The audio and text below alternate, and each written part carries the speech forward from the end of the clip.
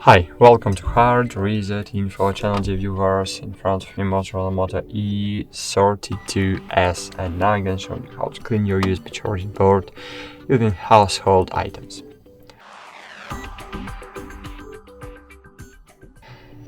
Firstly, remember one rule: never use metal objects to clean the connector so as not to damage your USB charging port, and water resistant. So I suggest using an old toothbrush as you no longer use.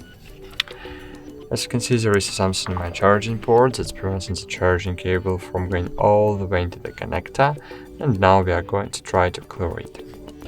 So firstly, take the brush in your hand and insert one part of the brush into the connector and just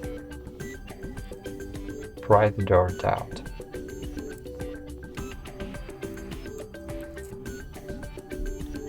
Great, that's it. Thanks for watching, like this video, subscribe to our channel, and bye. See you.